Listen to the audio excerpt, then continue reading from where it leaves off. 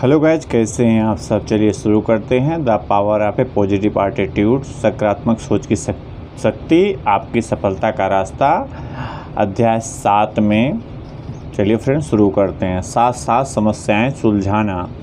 वह करें जो आप कर सकते हैं, जो आपके पास है उसके साथ जहां आप हैं। जब चीज़ें गलत जाती हैं, परिस्थितियाँ बदलती हैं, गलतियाँ होती ही हैं। जब भी चीज़ें बिगड़ जाएं तो सबसे अच्छी नीति है कि रुकें और परीक्षण करें। किसी पर किसी चीज़ का इल्ज़ाम लगाने में जल्दी न करें। पता लगाएं कि क्या हुआ, शांति से सवाल पूछें, धीरे से और दूसरे तरीके से।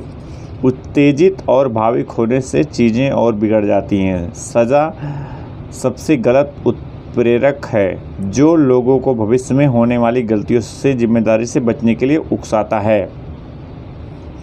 लोगों को दोषी या अक्षम बनाना लक्ष्य नहीं है। लक्ष्य है लोगों को सही बात बताकर भविष्य के लिए बेहतर बनाना। दूसरे शब्दों में मित्रता से दिक्कत दूर करें। कर्मचारियों की गलती देखने में मदद करें। इस बात का ध्यान रखें कि वो अच्छा काम करने के कारण समझें।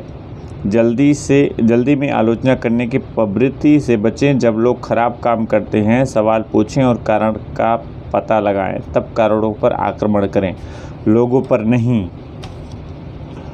कई बार हमें ऐसे लोगों के साथ काम करना पड़ता है जो हमारे जैसे नहीं हैं और हमें पसंद नहीं करते। लक्ष्य है कि साथ साथ अच्छी तरह काम करें और झगड़े से दूर रहें। ये सलाहें मदद करेंगी। प्रशंसा उदाहरण। अच्छा आइडिया, क्या आप इसे विस्तार से बताकर स्पष्ट कर सकते हैं। गुस्से वाला इंसान आत्मसम्मान से दूर होता है और ज़रूरी महसूस करना चाहता है। बहस करने की प्रवृत्ति से दूर रहें। बहस से गुस्से वाले लोग और भी भड़क जाते हैं और उन्हें इस चीज़ से दूर करके शांत करें। आपसी सहमति के क्षेत्र खोजें, भले ही वो मुश्किल हों। शर्मिंदगी ही दुश्मनी के सबसे खराब प्रतिक्रिया है। जब आप किसी को शर्मिंदा करते हैं और एक दूसरे को बना लेते हैं, याद रखें। झगड़े से निपटना। जीवन में सिर्फ झगड़ा ही वह चीज़ नहीं है जिससे बचना नामुमकिन है। विरोध और टकराव से भी नहीं बचा जा सकता। परिभाषा से कोई भी खतरनाक नहीं है, इन पर सोच ही नियंत्रण करती हैं। क्या हम ऐसे नज़रिया रखते हैं कि विरोध और टकराव से स्थितियां हैं जिनमें पूरी तरह बचना चाहिए? हमें विश्वास करते हैं कि विरोध कई प्रकार सकारात्मक और टकराव मददगार हो सकते हैं। प्रभावशाली लोग टकराव के परिणामों को कम करने के तरीके खोजते हैं। यहाँ कुछ मार्गदर्शक बातें हैं। विरोधियों के बीच आमने सामने की बात मदद कर सकती हैं। सिर्फ यह तरीका है जिससे आप उनकी स्थिति जान सकते हैं। नंबर 2, अपने नज़रियों को मत छुपाएं। पहली मीटिंग में उन्हें बाहर लेकर आएं। अगर आप रिश्ते को पहले संभाल सकते हैं तो आप समझौते की ओर अग्रसर रहें। नंबर 3, स्टेटस के फ़र्क को कम करें। किसी टकराव को संभालने समय अच्छा होगा कि विरोधी पार्टियां बराबर स्थान पर हों। नंबर 4, इल्ज़ाम न लगाएं। समस्या को सुलझाने के मामले में इल्ज़ाम लगाने से कोई लाभ नहीं होता। नंबर 5, टकराव से न्यूनतम संभव स्तर पर निपटें। कई बार मैनेजर उन टकरावों में शामिल हो जाते हैं जिन्हें कर्मचारियों को खुद सुलझाना चाहिए। कई मामले होते हैं जिनमें आपको खुद शामिल होना चाहिए, लेकिन अगर आप ऐसा बार बार करोगे तो आप एक रेफरी हो जाएंगे और इस प्रक्रिया में काफ़ी समय बर्बाद करेंगे। नंबर 6, विशेष हलों के लिए प्रतिबद्धता में देर करें। ज़्यादा समय से चीज़ें खराब हो जाती हैं, लेकिन थोड़े विश्राम से प्रतिभागी अपने विकल्प खोल सकते हैं और अच्छे हल के लिए ज़्यादा लचीले हो सकते हैं। नंबर 7, आपसी सहमति के क्षेत्र की पहचान करें। इसे पाने के लिए उन चीज़ों की लिस्ट बनाएं जिन पर सारे पक्ष सहमति रखते हैं। नंबर 8, आपसी लाभों पर जोर डालें। इससे सहयोग के ठोस कारणों पर रोशनी पड़ेगी। नंबर 9, उस भाषा का इस्तेमाल करें जो मूल्यांकन नहीं करती, आलोचना नहीं करती। कई बार हमारी भाषा भावनाएं दिखाती हैं और हमें पता भी नहीं चलता। नंबर 10, जब गलतियों से टकराव होता है तब उस पर विशेष ध्यान दें। सामान्य बातें और वक्तव्य अनदेखा करें। आप हमेशा असहमति रखते हैं या आप कभी मदद नहीं करते। नंबर 11, आगे के टकराव से निपटने के लिए सहमति बनाएं। अतीत की सफलता पर सफलता निर्मित करने से आप आने वाली समस्याओं से निपटने से अधिक सक्षम होंगे। नंबर 12, अपने पूर्वग्रहों और भावनाओं पर पहले ध्यान दें, उनको एक संतोषजनक समाधान में बाधा डालने से रोकें। आलोचना देना। आलोचना को स्वीकार करने की क्षमता इन तरीकों से बढ़ाई जा सकती है। अब तक मिली सफलता और उसे पाने में उठाए गए कदमों के आकलन की मांग करके एक सकारात्मक सोच की शुरुआत करें। फिर उन प्रोजेक्ट की बात करें जो सफल नहीं हुए। पूछें कि उन गलतियों से बचने के लिए क्या किया जा सकता है। अपनी सलाह दें कि कैसे उन मामलों को बेहतर ढंग से निपटाया जा सकता है। पूछें कि कौन सी ट्रेनिंग या मदद आप दे सकते हैं। भविष्य में बेहतर परिणामों के लिए ज़रूरी कदमों को सहमति जुटाएं। आलोचना पर प्रतिक्रिया करना। कोई भी मूर्ख आलोचना, निंदा और शिकायत कर सकता है, पर ऐसा अधिकतर मूर्ख ही करते हैं। डेल कार्नेगी जी कहते हैं, टकराव को सुलझाने के लिए सोचना एक बात है, यह सवाल पूछना दूसरी बात है। क्या आलोचना से लाभ उठाया जा सकता है? हम कैसा आलोचना को स्वीकार या अस्वीकार करते हैं, यह सोच से अधिक कुशलता की बात है। स्रोत पर सोचें।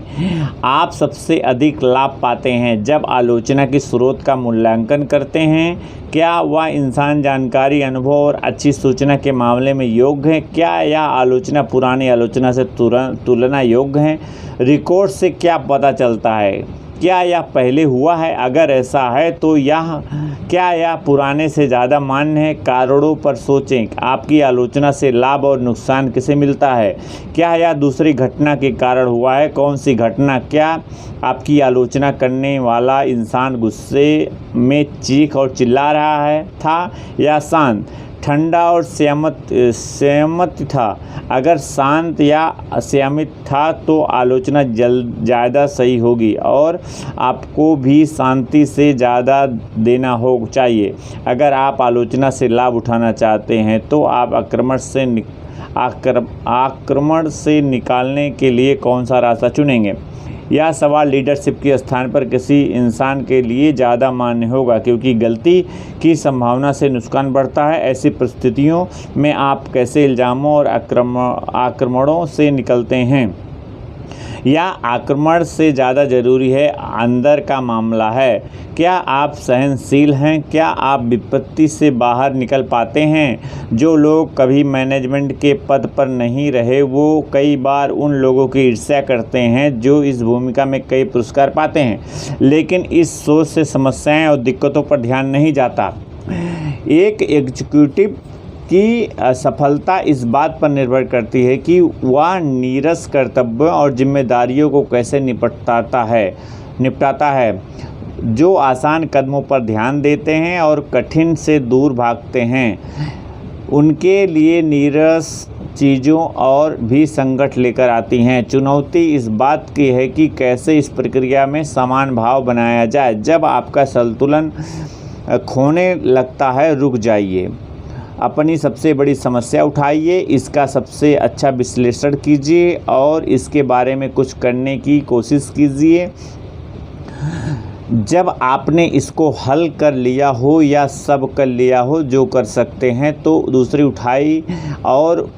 उठाए और उस पर काम कीजिए। इसी तरह हर समस्या को उठाएं, अपना बेस्ट कीजिए। तनाव और चिंता हमारी ऊर्जा बर्बाद करते हैं और कुछ हासिल नहीं होता। आप आलोचना से लाभ उठा सकते हैं जब आप आक्रमण से निकलते हैं, इससे बचने के उपाय सीखते हैं। जब तक हम तरक्की की ज़रूरत नहीं पहचानते बहुत कम उम्मीद है कि यह दोबारा नहीं होगा। किसी भी संस्था में नज़रिए में फ़र्क होगा। जो मैनेजर उन लोगों को याद रखते हैं जो उनसे असहमत होते हुए और उनसे दुश्मनी रखते हैं, वो अपने सबसे बड़े दुश्मन बन जाते हैं।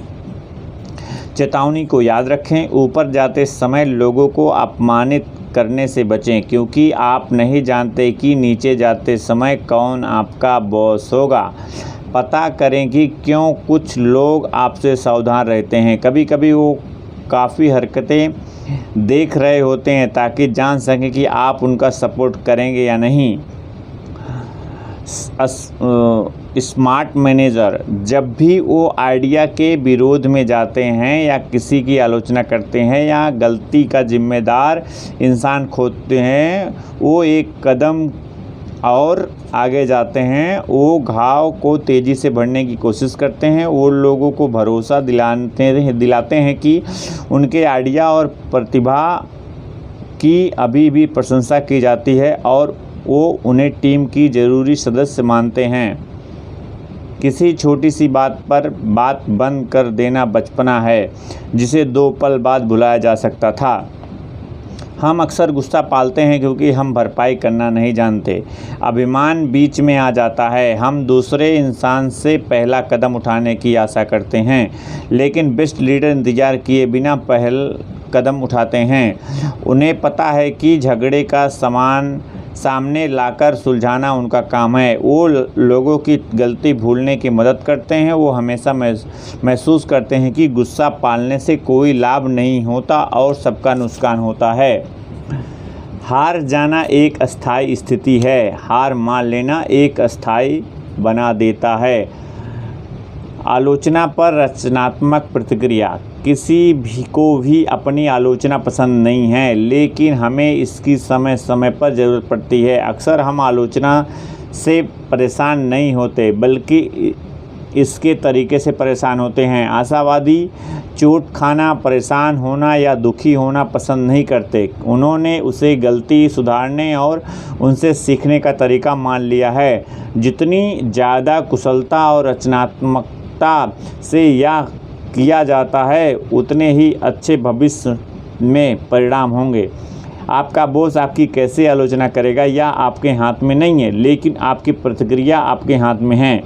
सीखे जाने वाली पाठ पर फोकस करें, तरीके पर नहीं। ध्यान रखें, एक सुपरवाइज़र अपने विभाग की सफलता और असफलता में से जाना जाता है। अगर आप सफल नहीं होते हैं तो इससे उन पर कोई भी फर्क पड़ता है।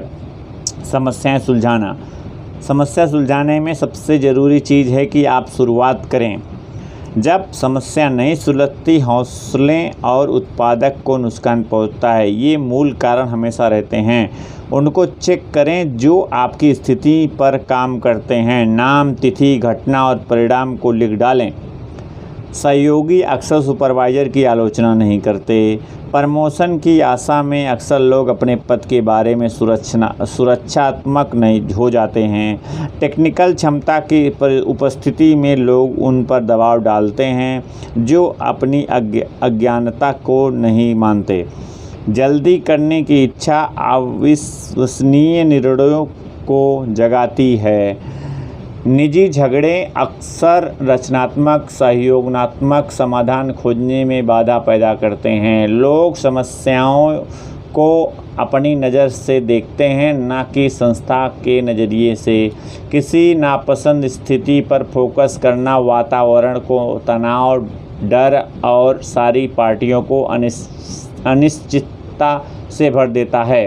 एक निराशावादी वह है जो अवसर में कठिनाइयाँ खोज लेता है और आशावादी वह है जो कठिनाइयों में अवसर खोज लेता है। गोल्डन स्टेटमेंट है, रिपीट करता हूँ।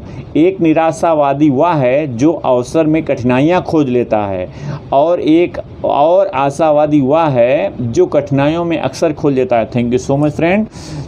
अध्याय 7 कंप्लीट हो चुका है। Thank you so much.